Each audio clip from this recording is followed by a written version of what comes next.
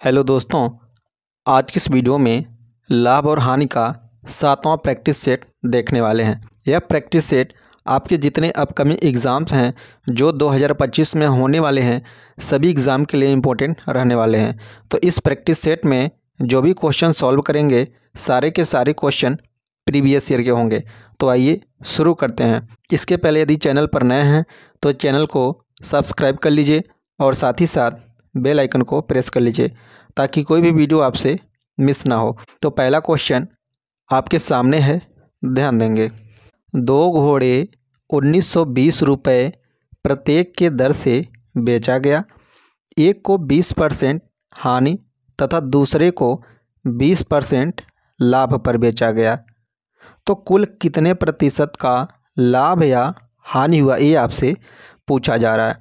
तो यहाँ पे देखेंगे, जब लाभ और हानि का परसेंटेज जो है सेम रहे तो उस कंडीशन में क्या करते हैं, इसके लिए हम एक फार्मूला यूज़ करेंगे, R²/100। इसमें हमेशा R²/100 का हानि होता है इस केस में। तो यहाँ पे देखेंगे R का मान रखेंगे, जो हमारा लाभ और हानि दिया गया है सेम परसेंटेज में है, 20 × 20 डिवाइडेड बाई 100 कर लेंगे।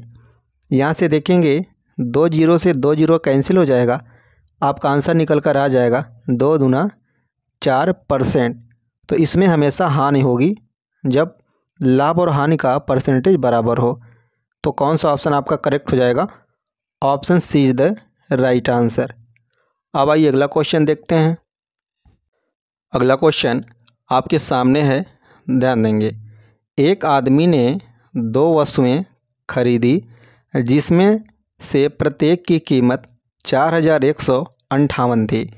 उसने एक वस्तु 15% हानि पर बेची। दूसरी वस्तु को कितने प्रतिशत लाभ पर बेचा जाए? यहाँ पर लिख लेंगे, क्या रहेगा? लाभ पर। कितने प्रतिशत लाभ पर बेची जाए ताकि कोई लाभ या हानि प्रतिशत ना हो। ऐसे क्वेश्चन को आप बिना सॉल्व किए ऑप्शन देख के टिक कर सकते हैं, लेकिन मैं आपको बता दूं समझाने के लिए कि 2 वस्तुएं खरीदी गई।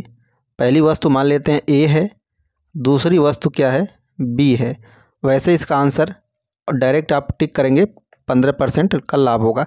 कैसे होगा यहाँ पे समझेंगे। ए जो है वस्तु 4158 रुपये में क्या की गई? खरीदी गई। दूसरी वस्तु भी 4158 रुपये में खरीदी गई, सेम रेट में खरीदी गई। यहाँ पर दोनों का सीपी क्या है? बराबर है।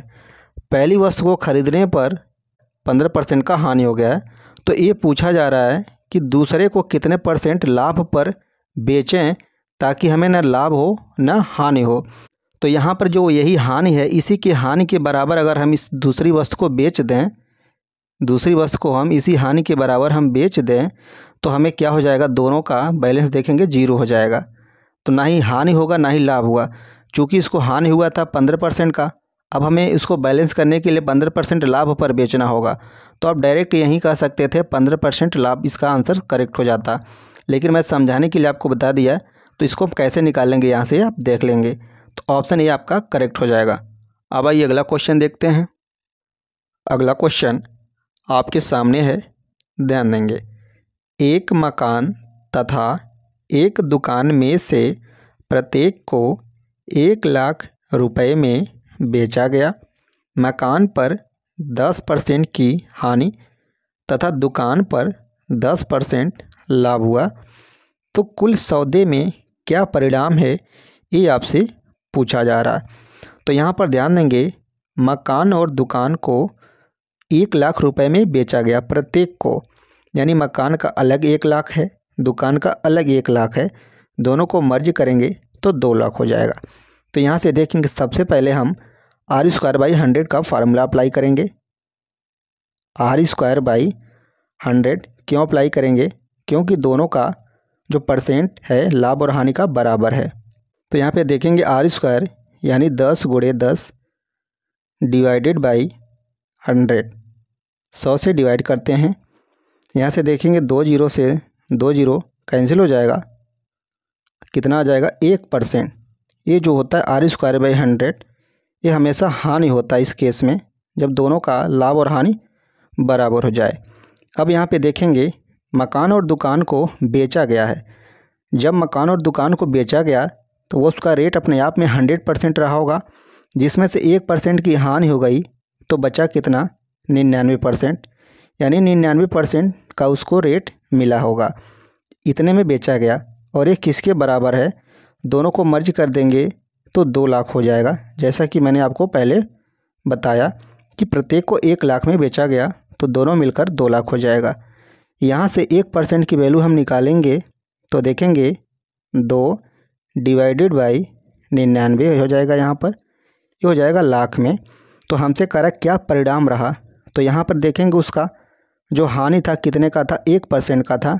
तो इसमें हम 1 का मल्टीप्लाई कर देंगे तो कोई चेंज नहीं आने वाला। तो इसका जो परिणाम रहेगा 2/99 लाख ही रह जाएगा। तो यहाँ से लिख सकते हैं 2/99 लाख। तो कौन सा ऑप्शन करेक्ट हो जाएगा, option A is the right answer. अब आइए अगला क्वेश्चन देखते हैं। अगला क्वेश्चन आपके सामने है, ध्यान देंगे। एक मकान तथा एक दुकान में से प्रत्येक को 1 लाख रुपए में बेचा गया।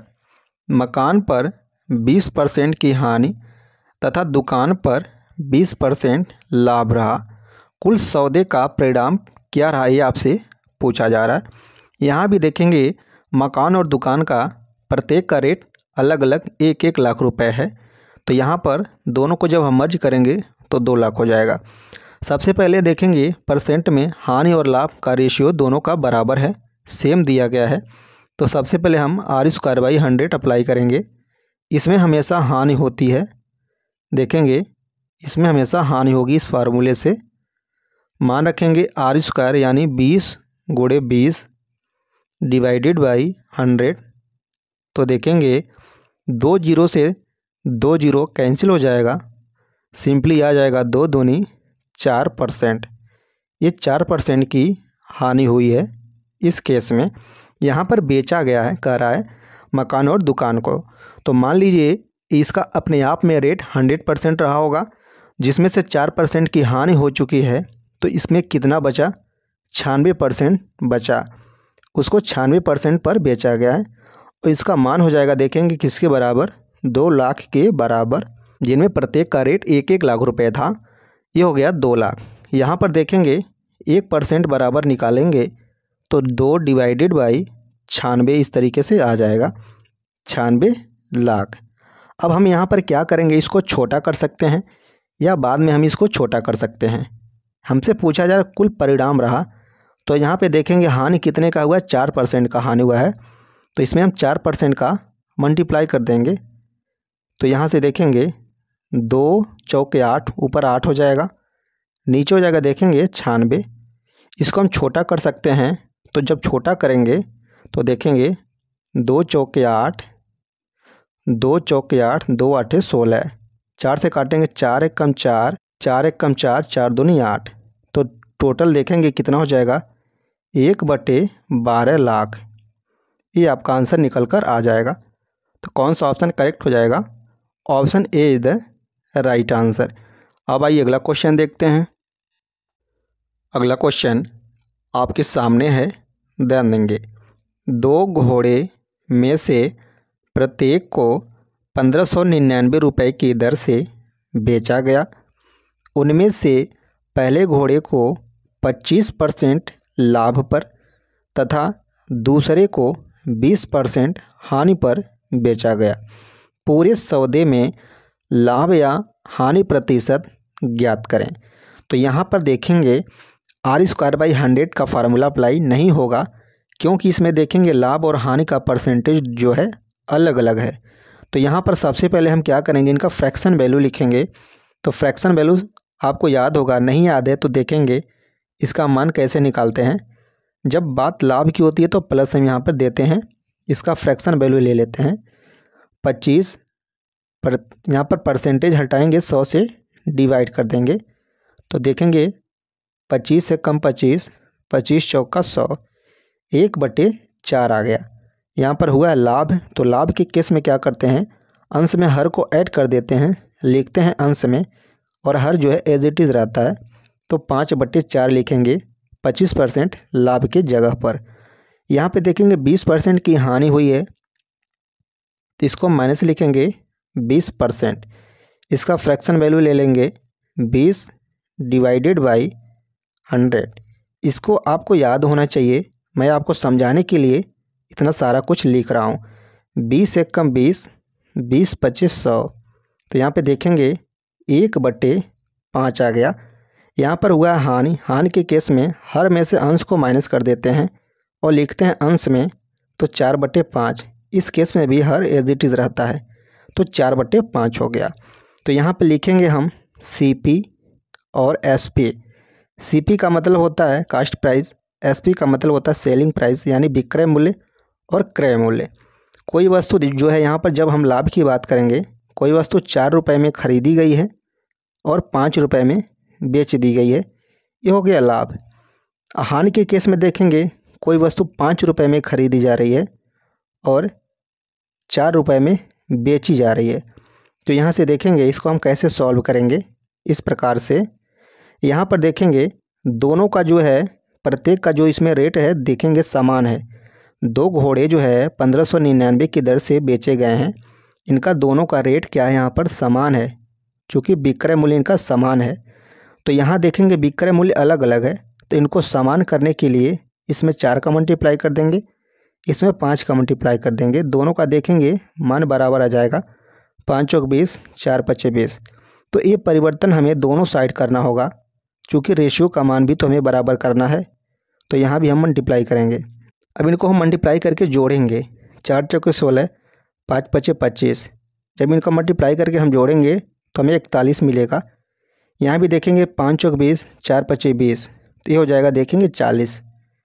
अब देखेंगे 41 में ख़रीद कर 40 में बेचा जा रहा है, तो यहाँ पे देखेंगे 1 का हमें हानि हो रहा है, और जो हानि हो रहा है कितने पर हो रहा है, 41 पर हो रहा है। अब हमें परसेंटेज में निकालने के लिए 100 से मल्टीप्लाई करना ही पड़ेगा। तो यहाँ से देखेंगे 100 बटे आ जाएगा 41, और माइनस को हटाएंगे, यहाँ पर हानि लिखेंगे। क्या हो जाएगा यहाँ पर हानि, ये हो गया हमारा प्रतिशत में, यानी 100 बटे 41% की हानि रही। तो कौन सा ऑप्शन करेक्ट हो जाएगा, option A is the right answer. अब आइए अगला क्वेश्चन देखते हैं। अगला क्वेश्चन आपके सामने है, ध्यान देंगे। 2 वस्तुएं 975 रुपये में 1 की दर से बेची जाती है। पहली वस्तु पर विक्रेता को 30% लाभ होता है तथा दूसरी वस्तु पर उसे 25% की हानि होती है। कुल लाभ या हानि प्रतिशत आपको ज्ञात करना है। यहाँ भी देखेंगे लाभ और हानि अलग अलग है, यहाँ भी हम R²/100 अप्लाई नहीं कर सकते। और एक चीज़ यहाँ पर है, 2 वस्तुएं सेम रेट पर बेची जा रही हैं, कितने में, 975 रुपये में। अब हम यहाँ पर क्या करेंगे, CP और SP लिखेंगे, कास्ट प्राइस और सेलिंग प्राइस। दोनों का आपको फ्रैक्शन वैल्यू लिखना होगा। 30% यहाँ पर लाभ हो रहा है, तो देखेंगे लाभ के लिए क्या करेंगे, 30 डिवाइडेड बाई परसेंट हटाएंगे, 100 से डिवाइड कर देंगे, तो यहाँ से हो जाएगा देखेंगे 3/10। ये हो जाएगा 30% का फ्रैक्शन वैल्यू। चूँकि यहाँ पर लाभ हो रहा है, तो लाभ की केस में क्या करते हैं, अंश में हर को ऐड कर लेते हैं। तो यहाँ पर जब ऐड करेंगे तो 13 मिलेगा, और हर को एज इट इज़ रहने देते हैं, तो 13/10 लिखेंगे जब हमें 30% का लाभ हो रहा है। इस केस में यहाँ पे 25% की हानि हो रही है, तो माइनस लिखेंगे 25%। तो यहाँ पर देखेंगे 25 डिवाइडेड बाई 100 करेंगे, परसेंट हटाएंगे, 25 एक कम 25, 25 चौका 100, ये हो जाएगा 1/4। हानि हो रही है, हानि के केस में हर में से अंश को माइनस करते हैं और लिखते हैं कि यहाँ पर अंश में लिखते हैं, तो 3/4 लिखेंगे। अब देखेंगे कोई वस्तु 10 रुपये में ख़रीद कर 13 रुपये में बेचा गया, 10 रुपये में ख़रीद कर 13 रुपये में बेच दिया गया यहाँ पर। और अगला जो है, कोई वस्तु 4 रुपये में ख़रीद कर 3 रुपये में बेच दिया गया, 4 में ख़रीद कर 3 रुपये में बेच दिया गया। इसको हम सॉल्व करेंगे। यहाँ से देखेंगे, एक बार क्वेश्चन की तरफ देखेंगे, 2 वस्तुएं सेम रेट में बेची जा रही हैं 975 रुपये में, यानी इनका सेलिंग प्राइस जो है दो वस्तुओं का बराबर है और यहाँ पर सेलिंग प्राइस दोनों का अलग अलग है, तो इनका हमें मान बराबर करना पड़ेगा। तो हम 13 में 3 का मल्टीप्लाई कर देंगे और 3 में 13 का, तो यहाँ पर सेलिंग प्राइस दोनों का बराबर हो जाएगा। यह परिवर्तन हम दोनों साइड में करेंगे ताकि रेशियो का मान भी बराबर रहे। तो यहाँ भी हम 13 का मल्टीप्लाई करेंगे। अब इनको मल्टीप्लाई करके आपस में ऐड करेंगे तो हमें 84 मिलेगा। देखेंगे यहाँ भी इनका मल्टीप्लाई करके जब हम ऐड करेंगे तो हमें मिल जाएगा 78। अब देखेंगे कोई वस्तु 84 में खरीद कर 78 में बेची जा रही है, तो यहाँ भी देखेंगे नुकसान हो रहा है। आपको कितने का हो रहा है? 6 रुपये का नुकसान हो रहा है। यह नुकसान कितने पर हो रहा है? 84 पर हो रहा है। परसेंटेज में चाहिए तो हम 100 से मल्टीप्लाई कर देंगे। तो यहाँ से देखेंगे इसको हम सॉल्व कर लेंगे। इसको काटेंगे 14 बार में, 14 6 के 84, 1/14 हो जाएगा। यहाँ से देखेंगे ऊपर हो जाएगा 100 डिवाइडेड बाई, नीचे हो जाएगा 14, ये हो जाएगा हानि। जब माइनस को हम हटा देते हैं तो हानि लिखेंगे। माइनस यही बताता है कि हानि हुआ है। इसको डिवाइड कर लेंगे। देखेंगे 14 7 98, यहाँ पर 7 बार भाग जाएगा और 7 जो है एक ही ऑप्शन में है, तो 7.1% की इसको क्या हो रही है? हानि हो जा रही है। तो कौन सा ऑप्शन करेक्ट हो जाएगा? Option C is the right answer. अब आइए अगला क्वेश्चन देखते हैं। अगला क्वेश्चन आपके सामने है, ध्यान देंगे। दो वस्तुओं में से प्रत्येक को एक दुकानदार ने 2400 रुपये में बेचा। दुकानदार को पूरे लेन देन में ना तो लाभ हुआ और ना ही हानि हुई। यदि इनमें से एक वस्तु 20% के लाभ पर बेची गई तो दूसरी वस्तु पर कितने रुपए की हानि हुई, ये आपसे पूछा जा रहा है। तो यहाँ पे देखेंगे हमें कास्ट प्राइस और सेलिंग प्राइस लिखना है कुछ इस प्रकार से।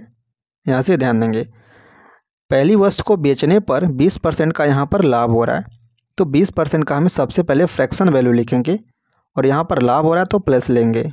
तो देखेंगे 20 डिवाइडेड बाई 100, 20 एक कम 20, 20 25 100, आपको मिल जाएगा 1/5। चूँकि यहाँ पर लाभ हो रहा है तो अंश में हर को ऐड करेंगे तो 6/5 मिलेगा। अब यहाँ पर हम लिखेंगे 6/5। कोई वस्तु 5 रुपये में खरीद कर 6 रुपये में बेच दिया जा रहा है, तो उसको क्या हो रहा है? 1 रुपये का लाभ हो रहा है। ये क्या है? 1 रुपये का लाभ हो रहा है। अब हमसे कह रहा है यहाँ पर देखेंगे पूरे लेन देन में ना तो लाभ हुआ और ना ही हानि हुई। पहली वस्तु को बेचने पर 1 रुपये का लाभ हुआ, तो इसका मतलब है जब दूसरी वस्तु को बेचेंगे तो उसमें 1 रुपये का हानि होना चाहिए, तभी तो दोनों मिलकर 0 हो जाएंगे। यहाँ से देखेंगे तो इसका मतलब ये है अगला जो हमारा सेलिंग प्राइस रहेगा वो यहाँ पर 7 रहेगा और यहाँ पर कास्ट प्राइस क्या रहेगा? 6 रहेगा। तभी तो यहाँ पर देखेंगे कोई वस्तु 6 रुपये में खरीद कर 1 रुपये की हानि पर बेची गई, तभी तो उसको 1 रुपये की हानि होगी। कोई वस्तु मान लीजिए 7 रुपये में बेची गई है 1 रुपये की हानि के लिए, तो खरीदी कितने में गई होगी ताकि उसको 1 रुपये की हानि हो जाए? तो 6 रुपये में खरीदी गई होगी। ये बात क्लियर है, यहाँ पर ध्यान देंगे। अब यहाँ पर हमसे कह रहा है कि 2400 रुपये में बेचा एक दुकानदार ने दो वस्तुओं को, तो यहाँ पर 2400 लिखेंगे डिवाइडेड बाई, यहाँ पर एक वस्तु पहले इतने रुपए में बेचा, तो कितने रुपए में बेच रहा है? यहाँ पर 6 में, तो यहाँ पर 6 से डिवाइड करेंगे। हमें चाहिए हानि, दूसरी वस्तु पर हानि चाहिए। दूसरी वस्तु ए है, इस पर हानि कितने का हो रहा है? 1 का हो रहा है, तो यहाँ पर मल्टीप्लाई कर देंगे 1 से। तो यहाँ से देखेंगे 6 कम 6, 6 चौके 24, 400 का मल्टीप्लाई 1 में करेंगे तो 400 निकल कर आ जाएगा। यानी देखेंगे इतने रुपए का क्या हो रहा है? हानि हो रहा है। तो कौन सा ऑप्शन करेक्ट हो जाएगा? Option B is the right answer. तो ये रहा लाभ और हानि का 7वां प्रैक्टिस सेट। मिलते हैं अगली वीडियो में अगले क्वेश्चन के साथ। Thank you so much for watching this video.